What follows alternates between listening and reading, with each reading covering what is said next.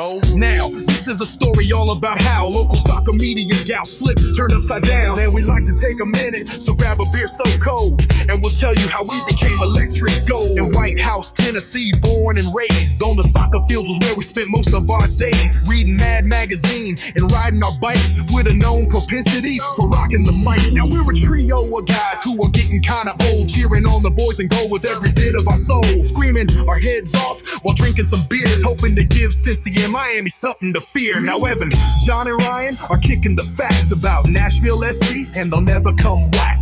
If anything, we can say the show is rare. Acoustic blue and electric gold, the only colors we wear. We pull up the Goaties about 7:38, and we yell to the refs, yo home, smell you later. We look at the castle, we feeling so bold. We sit on our thrones, we're electric gold.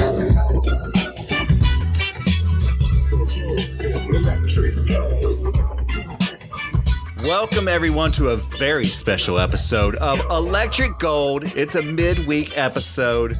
We just had a great midweek game against New England, those massholes. We went up to New England. We kicked butt. So we're doing just a quick little taste, little teaser, little aperitif for you all this evening. And then after the DC United game this weekend, we'll get back to our regular rotation, our regular set. But tonight, just wanted to quickly jump in and share some thoughts. I'm here as always with John and Evan. I'm Ryan. Fellas, how are we doing this evening? Fan-freaking-tastic, Ryan. Wonderful. And Evan? Oh, doing oh so well, boys. Good to be with you. Yeah, absolutely. It's great to be here. And of course, we're going to be talking about another electrifying performance from Sam Surridge. And we're going to talk a lot about his snubbing as an all-star. And we're going to deep dive into that. But before we do any of that good stuff, guys, we got to talk about the beers that we're drinking this evening. So, John, what are you having tonight? First of all, guys, I have to quickly dip into the mailbag. Okay. For one particular hot take we had from a listener. Go for it. This is from Gabe, and he said, "Great podcast, guys, but I have one complaint. There's just too much soccer talk. If I wanted to get amateur takes on soccer, I'd watch Apple TV. And I listen to Electric Gold for the beer. Tell me about IPAs and lagers, not goalies and set pieces. Why not do a hot chicken take about the best Nashville breweries? Ooh. That might be coming. Why not hell yes That's and hell good. no's on stouts versus porters? Again, might be coming. I appreciate what you're trying to do. Please stay in your lane. Electric Gold is a beer podcast. Please start acting like it." Oh, that's so good. Oh, that is golded. That is electric golded right there. Yeah, I love it. Yes. He's not wrong. He's not wrong. No, thank you for putting us in our place. We need it sometimes. Appreciate it. Thank you for listening. Just for you, Gabe, I'm going to kick this off and talk about our beers. Tonight I have a crazy-ass beer. This is the Apple Fritter a la mode sour by Untitled Art Brewing from Madison, Wisconsin. Now, this apparently is inspired by a world-renowned, this is their quote, apple fritter made by Greenbush Bakery in Madison, Wisconsin. This is a fruited sour, and it is an ode to Italian grandmothers and fritter lovers alike. Warmly spiced with a sweet pastry cream backbone to stand up to a bit of pucker from tart apple juice. So, yes, this tastes like an apple fritter. It doesn't taste like beer. It tastes like an apple fritter. Wow. The smell of it, you put it up to your nose, I almost passed out because the smell of it is so good. I mean, it smells just like an apple fritter. The taste, honestly, it's a little bit maybe too sweet, but yeah, you know what? It's great. I still love it. So cheers to Madison, Wisconsin. I'd love to get my hands on that apple fritter, to be honest. That sounds delicious. Right? Yeah. Evan, what are you having tonight? Okay, well, in case you guys haven't figured it out by now, I am working my way through a Sierra Nevada variety pack. This week, I'm having the tropical little thing, which is my attempt to forget how miserably hot it's been outside lately. Good God. Right. And I'm trying not to think of that, but instead focus on the nice balance between the sweet and bitter notes in this beer, as well as the mango, papaya, and passion fruit flavors, and thus go to my island escape happy place. Sounds awesome. Go to your happy place. I love it. We all need to go to our happy place when it's brutally hot outside, like it has been this week. I was just telling John before we started recording, and John said this, actually. He said he was telling me he's so glad that the games this week were out of town so that we didn't have to go and just cook in Geoda's Park. Good point. Hopefully by the time they come back and are playing at home, it's, cooled off to a chilly 85 or something like that. So. There you go. There you go. They've had these Club World Cup games this week, and it just looks miserable. I haven't gone to any of them. Yeah, no thank you. Yeah, the guys are just completely drenched with sweat at like 9 or 10 at night. Yeah, no fun. All right, guys. So Elysian Brewing is located up in Seattle. They've been operating since 1996. They're very much inspired by art, design, photography, clay, paint, needlepoint, I guess, even the occasional tattoo. So real artistic folk, and they create really interesting beers with unusual ingredients. This is the Space Dust IPA that I'm drinking, 8.2% alcoholic content. Hefty boy. As they describe it, it's a bold, mischievously drinkable IPA that balances the hop sweetness of candied grapefruit, mango, and pine with a medium body and a dry finish. It's a great IPA. I had a little sip of it before we started recording, and I was like, oh, that's a good one. And then my wife was like, all right, let me try it. And so she took a sip, and she was like, it tastes like hairspray. So maybe not for everybody, but I think it's delicious. Glad to be drinking it here this evening with you boys. So cheers to you. Cheers, boys. Cheers, boys. No review this time. We'll do all of that after this weekend's game. We're just going to dig right into it. I'd love to hear your thoughts, guys, on the game last night. We went up to New England. We kicked their sorry asses. They needed to have Paul Revere come and let them know that the British were coming because Sam Surridge was in town and he dropped a hat trick on them. Guys, what'd you think? Evan, what were your thoughts? What were your reactions to this game? Wow. Yeah, I was just so impressed with the team, who, of course, is now on a 12-match unbeaten streak. Woo. And Yeah. right. And how so full of confidence that they are. They just don't care anymore about going down a goal. That is nothing to these guys. The way Sam, Hany, and the rest of the boys in gold are playing right now, they don't give a rat's fat patoot about going down a goal. They know that they are going to come back and win the match. It's so great to see. I love it. Yeah. Yeah, John, your thoughts? Yeah, similar. Basically, I learned don't underestimate this team because probably about the 40th minute, I think it was Hany hit the post after Johnny Perez had hit the post. And in my mind, I started thinking, you know what? We're playing on turf. We haven't had a great record on turf this year. We're a goal down. If we manage to get a tie and nobody injured, I will gladly take it. BJ Callahan does not have any of those feelings in his brain, and his team does not either. These motherfuckers are like, no, a draw isn't good enough. We're going to win the fucking thing. It doesn't matter that we're behind. We're just going to keep playing the way that we play, and we're probably going to win. And by God, BJ Callahan knows way more about soccer than I do, and I could not be happier about that fact. This team is so refreshing. They're so fun to watch. And, you know, we're finally starting to get national attention. I think people are really starting to wake up to the fact that not only are like we cup contenders, we might win the damn Supporters Shield. Like, we might end up with the best record. We are in contention. Wow. That really ought to be the goal, you know, in our minds, and I'm sure it is in the team's minds. Like, this is a team that can do all these things. We just have to get behind them. When I think about last night's game, I kind of harken back to being a kid in the 80s. And one of my favorite things to do was to read Mad Magazine. Yeah. You guys remember Mad Magazine? Oh, God, yes. How could I forget? And of course, who's the poster child of Mad Magazine? It was Alfred E. Newman. This is a reference that anybody under, 45 is probably not going to get. But Mad Magazine always had Alfred E. Newman on their cover. And what was his catchphrase? You guys remember? Oh, yeah. I remember. Lay it on us, Ryan. What? Me worry? Yeah. There it is. That's how I felt through that entire game. when they scored that first goal and they were up 1-0. Yeah. I wasn't worried. Yeah. And then we tied them. Yeah.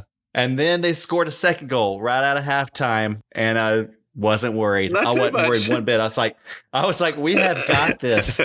And sure enough, it was just a few minutes later, bam, there was that second goal. And I felt that whole time, it was like, we're not just going to get a draw. I'm not worried about it. We're coming away with 3 points here. We looked so good last night. The 2 goals that we gave up were probably mostly attributable to our young 17-year-old defender being given the start. Chris Applewhite, he's played well this season. He was definitely a bit shaky last night, and he made mistakes that I think resulted in those goals. Palacios had something to do with the first one there as well. I wasn't in love with how Joe played that first attack either, but nonetheless, the team otherwise took control of that game. And whenever those goals did get scored, they were just blips on the radar in a otherwise just mountain of Nashville dominance. And we controlled the pace of the game. We were doing what we wanted. We were really putting pressure on them like crazy. Tagseth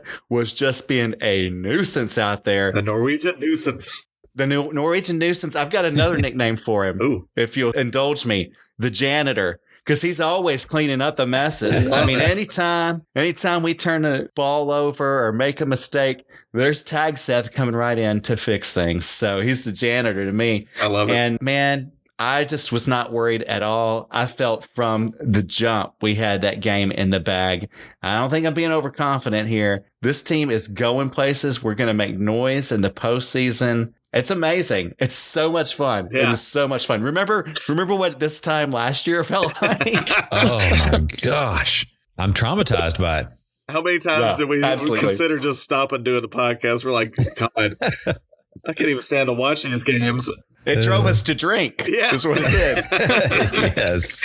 Now we're drinking to celebrate. That's right. That's right. Okay, guys. The big thing I think that is on everybody's mind here in Nashville, and I have seen it on the front page of MLSsoccer.com. I have seen it posted on social media by Nashville SC, the official accounts of Nashville SC.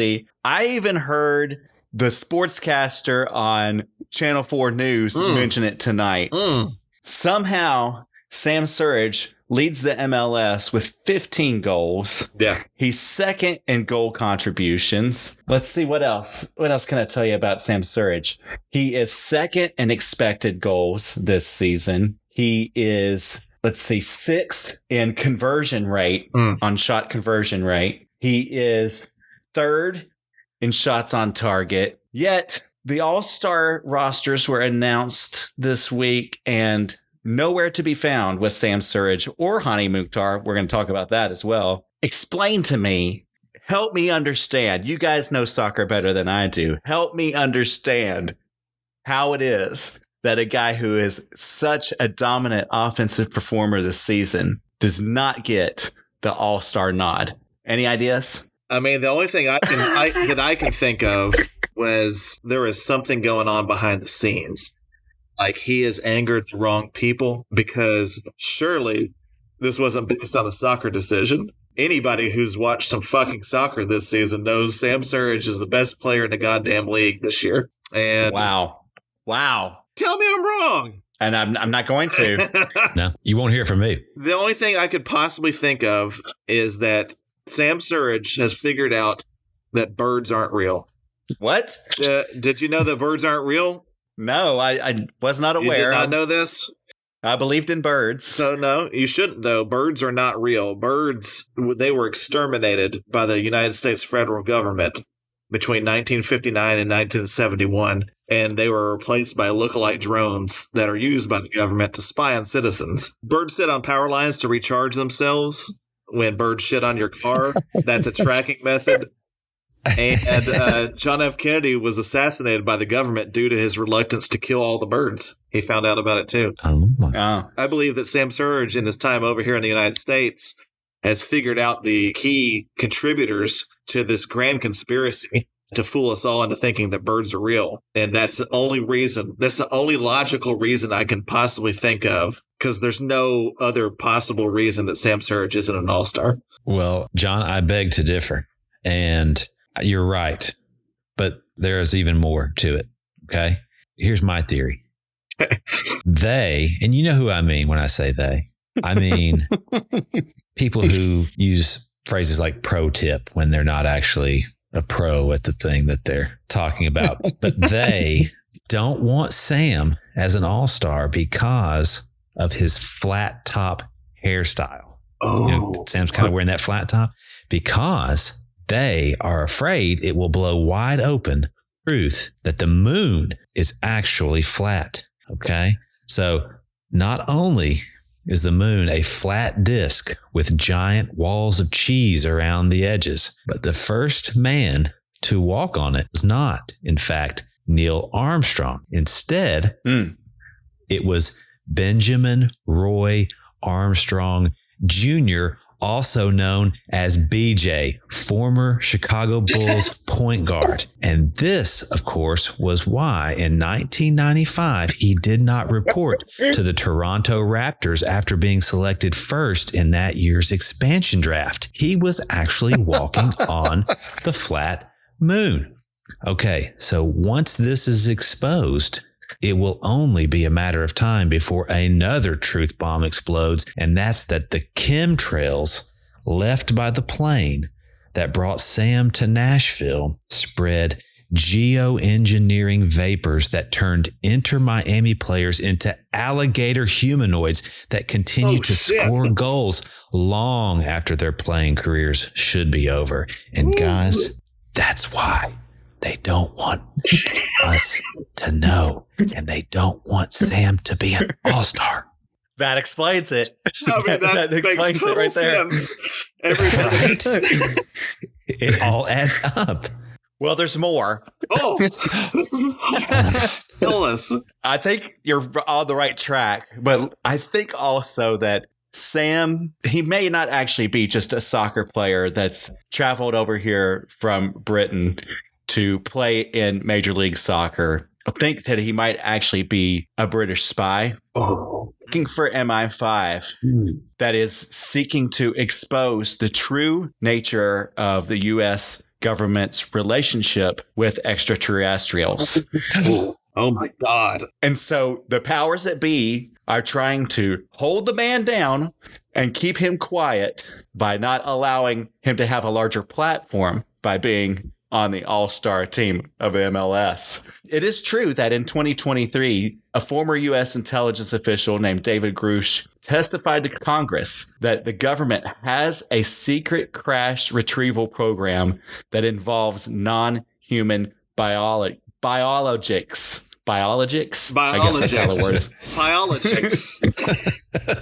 Non-human entities. That's the same year that, of course, Sam Surridge came to Nashville from United Kingdom. Coincidence? When his mission began. And several military pilots and whistleblowers have claimed firsthand knowledge of recovered craft.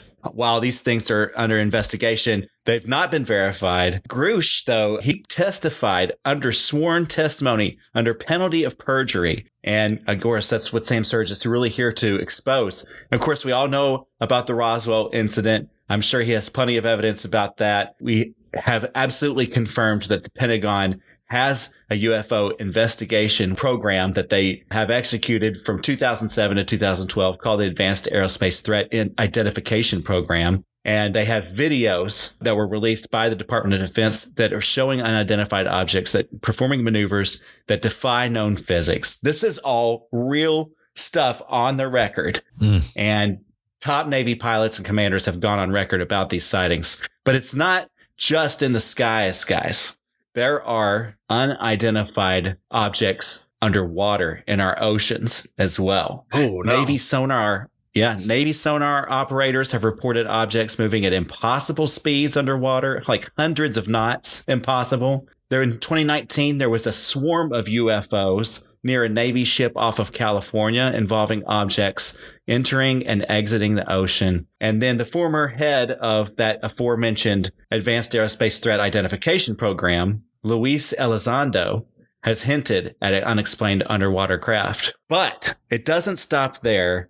Sam Surridge is out to really expose the worldwide conspiracy that exists, particularly between the U.S. and Israel. Of course, has been in the news a lot lately. That there's a former Israeli space security chief named Hany Mukhtar who has claimed that there is actually a galactic federation in space. The U.S. and Israel have been in contact with extraterrestrials, but the public isn't ready for them. And these stories have persisted too. There's high-level sources that are making these bold claims. Guys, I might even go one more. Maybe Sam's not a spy. Maybe he is the alien coming to prepare us. That makes sense. For the news. God. I just figured it out. How else would he be so super? Yeah, he's so super. He's scoring so many goals. It's because he is the alien that has been sent here to prepare the human race for connection with extraterrestrials. So that's the real conspiracy. That's the reason why he isn't allowed to be an all-star. He's not human. He doesn't qualify. It only makes sense. It only makes sense. I can see it now. Seriously, how do they pick these stupid all-stars anyway? I don't know, man. Does anybody know? Whoever it is is a freaking idiot. Whatever it is, it doesn't work, and it's a disgrace to the league, and it makes it impossible to try to take something as cheesy as an all-star game seriously. Yeah. It's really insane. Sam is an obvious all-star. I don't know about you guys, but as a person who loves sports, all-star games and MVP awards and all defensive teams and stuff like that and all these different sports leagues, they matter. They're historic records of what was important in that season, who were the dominant forces of a particular season in that sport. So you're going to tell me that 10 years from now, people are going to look back at this season of MLS and there's going to look at the All-Star game and nowhere to be found is Sam Surridge and nowhere to be found is Hany Mukhtar. That does not tell the story of this season. And I'm not trying to be a homer here. I mean, just look at, I already rattled off Sam's statistics. Hany Mukhtar is in the, top 15 or so in goals as well.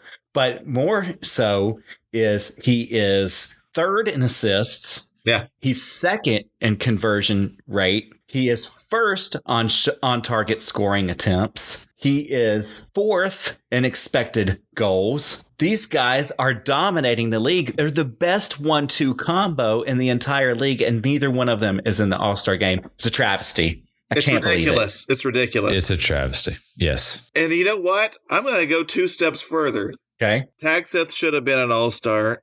I know that, the stats are not going to bear him out, but if you watch the freaking sport and you watch all the teams in the league, you're going to know that Danny Tagseth is one of the best players in that league. And even beyond him, how is Dan Lovett's not on the all-star team? Yeah. Mm-hmm. How many left backs are having a better season than him? I know they don't want a whole team of Nashville players, but they've got 3 San Diego guys and maybe 3 Vancouver guys, and they're good teams. They're having great seasons too, but we're having just as good a season, and they dissed us, and it's ridiculous. You know what's going to happen with Sam Surridge? He's going to be Chipper Jones.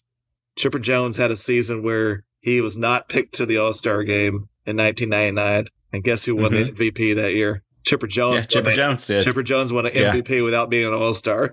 And boy, those all-star selectors red-faced. Y'all got nothing wrong, and y'all got Sam Surridge wrong. Yeah, I have a feeling that Super Sam is about to go on a revenge tour that's just going to be scorched earth, like braces and hat tricks all over the place. Bring it.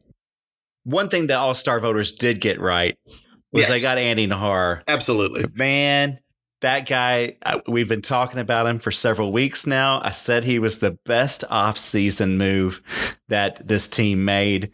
He has been tremendous. I think he's tied for the most goal contributions from a defender, and he's been fantastic. He was great again last night. I'm really proud of him. I'm happy for Hany Mukhtar. Absolutely. Congratulations. Yeah. Even a broken clock can be right twice a day, right? Right. Right. Way to go, all-star voters. I am very happy for him, and you could tell that in that video they showed of him getting the news that he was selected, that his teammates are very happy for him too. And Yeah. that was awesome to see. It's well deserved. It's well deserved. Hey, before we move on, I just want to read something else. And this is courtesy of Nashville SC Stats on Twitter. I'm going to read these statistics from this person's line last night. See if you can tell me who it is. 4 shots, 3 chances created, 1 assist, 5 passes into the final third, 6 dribbles completed, 8 out of 11 duels won. Who am I speaking of? Johnny Longsleeves. Johnny Longsleeves Perez. Yep. Man, what a great game. What a great game. What a great season he's having. I want to continue to plead with the front office. What is it going to take? This is going to be we need to pass a weekly bucket thing around? Yeah. Do we need to pass a tip bucket around at games and collect money to pay for Johnny Perez? Can we do that? Yeah, take all the money that we spend on beer one game, put it in Johnny's pocket. Hang on now. Let's not be crazy. I mean, that's a bridge too far. Okay, no. I just wanted to point out that boy is amazing. I'm having so much fun watching him. I loved him getting the start in that game, and it made all the difference. That first goal that Sam scored, that pass, that cross field pass to the back pole was just terrific. They executed that to perfection. Delicious. Yeah. So are we keeping a tally of how many times Johnny Longsleeves puts one off the post or the crossbar though? I mean, is he going to get his goal? He's going to get, well, he got one, but yeah, he's deserved a lot more. He's very unlucky with the goals. It's a drinking game at this point. Every time he hits the post, you have to take a drink. There you go. He'll be dead. You're gonna be sloshed. All right, guys. Well, as per our tradition this season, when a Nashville SC player scores a goal, we're going to share one of our favorite things. We have 3 goals that we will be celebrating tonight. They are all 3 accredited to Sam Surridge. There was some controversy during the game that perhaps that second goal was actually scored by Daniel Lovitz. When he shot it, it looked like it may have gone in before Sam touched it, but they did retroactively credit him with it. So he did get the full hat trick last night. And so we're going to share, each one of us, one of our favorite things in honor of those goals. I believe it is my turn. And so I'll just start out. This is a little bit of an homage to someone who has recently left us. My favorite songwriter, or I should say composer, especially in the rock and roll genre, on one of my favorite bands, and created my absolute favorite song of my life.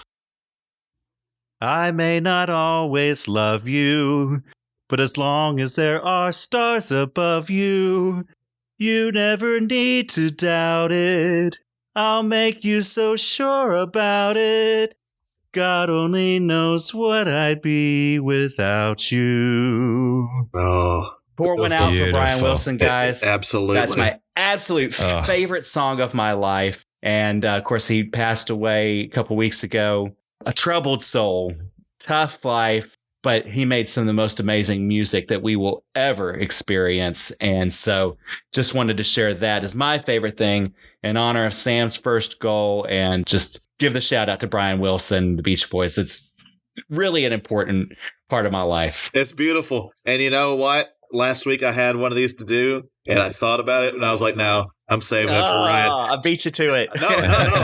I knew eventually the next time you had a chance, it was going to be Brian Wilson. So I was like, I'm going to leave it for Ryan. Yeah. Well, so thank great. you. I knew you would do it. Appreciate justice. that. Yeah, man. I mean, that one strikes deep. You can even see behind it. Look what the album I've got Pet Sounds. propped up back here. Yes. Pet Sounds. So, yeah, anyway. All right. So we'll good. go to Evan now. It's your turn. What is your favorite thing to share in honor of Sam's second goal? Okay, well, one of my very favorite things is the swing jazz revival of the mid 1990s. Do you Awesome. guys remember this? That's Absolutely. awesome.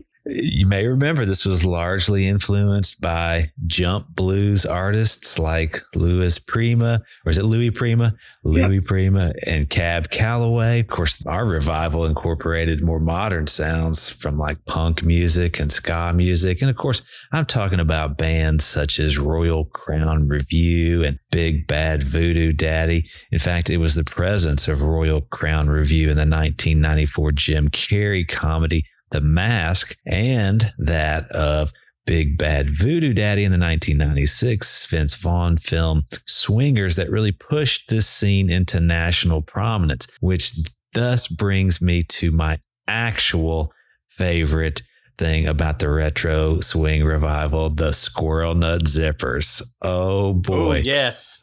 Dude, I love this band. In 1997, when I first heard their hit Hell, I was like, what is this? So I bought that CD and I fell in love with that album, which was called Hot. And then I especially loved the one that had been released before that called The Inevitable. And it featured songs like Good Enough for Granddad, Lugubrious Wing Wang, and Wash Jones.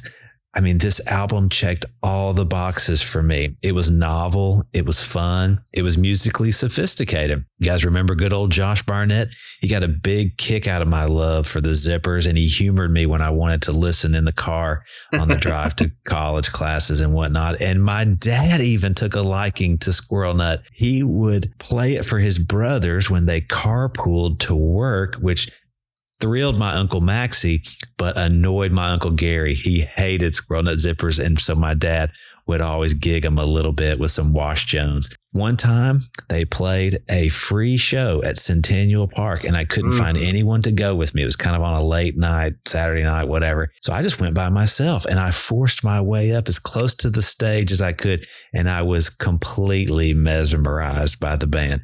And guys, I've even seen them as recently as a couple of years ago. I went to City Winery and saw their Christmas show, and it was fantastic. Awesome. Oh, wow. But anyway, I digress. They were huge in the 90s, but of course, what comes up must go down. And when Gap started using the retro swing music in their commercials, it was all over. But ever since, these groups have still made great music off and on. They've been releasing solid albums. And I have to tell you, it makes a great playlist for cooking and entertaining. Just a pro tip for you there, boys. So anyway, one of my favorite things in the world, the Squirrel Nut Zippers. Great choice. Great choice. That is so good. Thank you. You're making me nostalgic for a time in Nashville when there were free concerts around all the time. Right. Do you remember like all the free concerts? Seriously, you know, people talk about how awesome Nashville is. We have so many tourists coming here now. There's so much going on, especially downtown or whatever. No, Nashville was actually cool in the 90s. Yes. And we had Dancing in the District. We had, you know, all these different free concerts around. You could park for free too. That was another great thing. And you could usually drink when you were underage as well. Definitely did. Evan, while we're on this topic, and I promise, John, we're going to get to you, but while we're on this topic of the retro swing revival, I've got one, just a recommendation for you. This is stuck in my mind since it happened back in the mid to late 90s. I was in Memphis, and another one of our high school alum was there as well, Jeremy Denton. You guys probably remember him. He and I went to a place in Memphis that was a really cool venue. It was called the Young Avenue Deli, and it was a deli, but at night it was a venue for bands. And we went and saw this band from New York, a trio called the Frantic Flat Tops. Ooh. And these dudes were like the real deal, like white t-shirts with the cigarettes rolled up in their sleeves. Nice. And they had huge jet black, dyed black flat tops that were just like soaring off of their heads like an aircraft carrier. It was a 3-piece guitar, stand-up bass, and drums, and they played like a rockabilly swing type of stuff in this vein. Maybe not as quite as ska or, you know, as like, you know, they didn't have all of the horns and stuff, but they had that rockabilly sort of beat to it. And man, fantastic band. If you're in this genre of music and you're listening to these kinds of bands, I think you'd like them as well. Oh, definitely. think not like maybe a couple weeks after that, went and saw Reverend Horton Heat at the same place, yes. which he falls into this whole definitely. world as well. Yeah. So anyway, guys, Yeah. all right, That's awesome. John, let's move on. We got to give ample time for your favorite thing. What you got, John? Yeah, man, I'm going to bring up another 90s concert in Nashville. Believe it or not.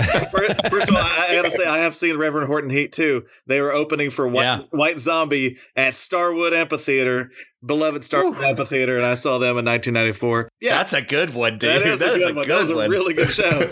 So my favorite thing, I'm not going to say YouTube because that would be ridiculous. YouTube is definitely as responsible for as much horribleness in the world as it is good. But I'll tell you about one thing that I absolutely love about YouTube. You can find videos on there that remind you of things that you thought only existed in your brain. I have found several videos that I cannot believe people had the forethought to record at the time and that exist now. And then I see them and I'm like, the stories I've been telling about these things for 30 years actually happened. Yeah. I mentioned two videos that I've seen, not musical. There's one that I found. All three of us grew up in White House, Tennessee.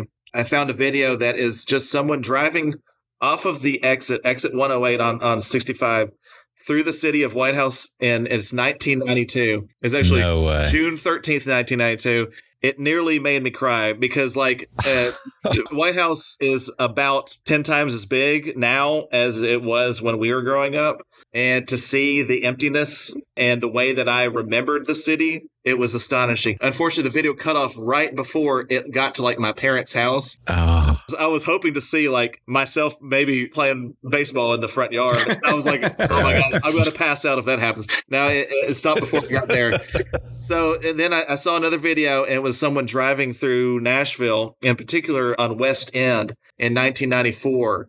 Again, the wave of nostalgia that hit me in particular was when they passed Stone Mountain and Tower Records. Sure. I nearly passed out again because I was like, oh my God, it took me right back there because I used to live at Stone Mountain and Tower Records, that little area. For sure. Also, Fuddruckers.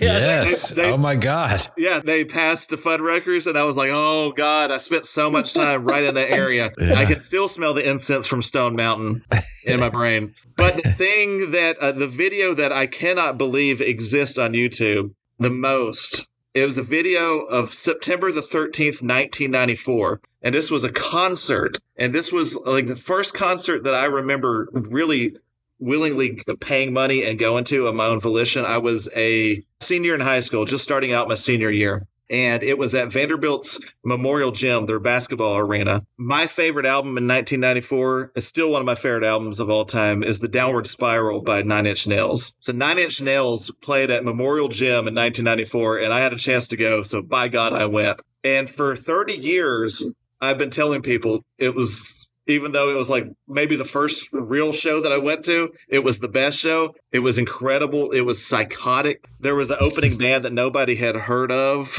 called, who were they? Marilyn Manson that were there. Wow. This guy got up on stage. No one had heard of him. To be honest with you, his music kind of sucked. I wasn't over thrilled with it. But I do remember, and I've told people this for 30 years, that he pulled his pants down and had a giant rubber phallus. We'll put it that way. Yeah. Keep in mind, I am 16 years old and I'm watching this on a stage. Yeah. I shouldn't have been there, but this was the 90s and you could be there.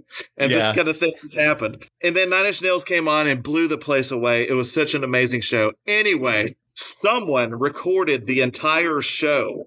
Wow. And it is on YouTube. If you go on there, you can type in 9 Inch Nails Nashville 1994, and the entire hour and a half show is on there. If you like 9 Inch Nails, this was the peak 9 Inch Nails. I mean, it is every bit as visceral now as it was at the time, and I just cannot believe that someone recorded it, because, everybody records everything now. You go to a show and it's all these fucking assholes with the phones in the air and it ruins everything. It was so much more special because who would have thought to record that? I didn't think to record it. Like, I was just living in the moment, just the fact that someone did, and it's still on the internet. And now I guess it's on the internet forever until, it gets pulled or whatever. The Marilyn Manson part of it is on YouTube as well. And my God, that rubber dong thing had happened.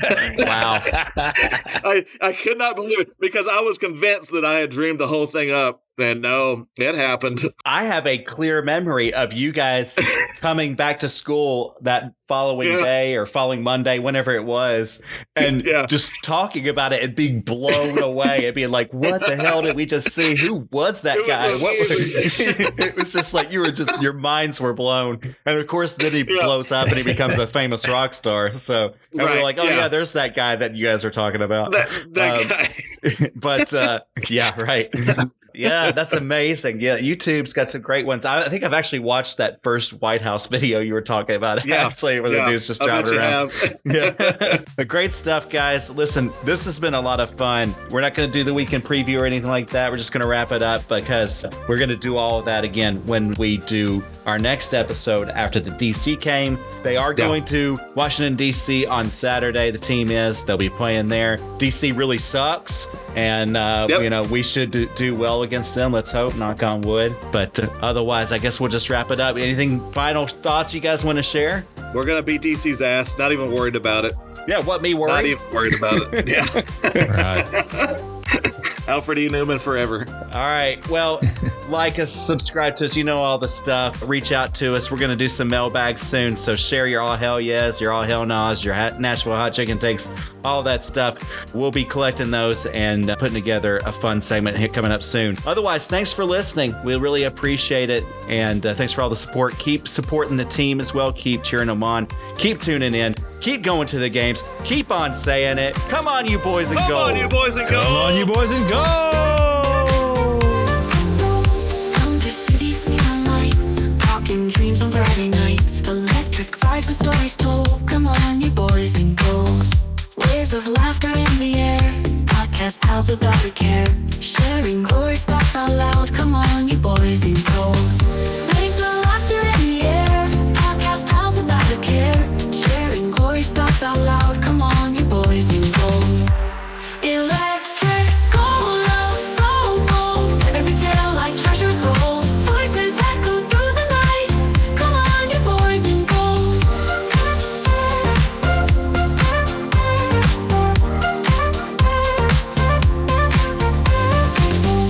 From the highs and through the lows, shining bright where passion grows, and their words were never old. Come on, you boys in gold. Soundtrack to our endless dreams, flowing soft like gentle streams, and their stories warm and sold. Come on, you boys in gold. In each beat, in every word, inspirations always heard, moments cherished, tales retold. Come on, you boys in gold.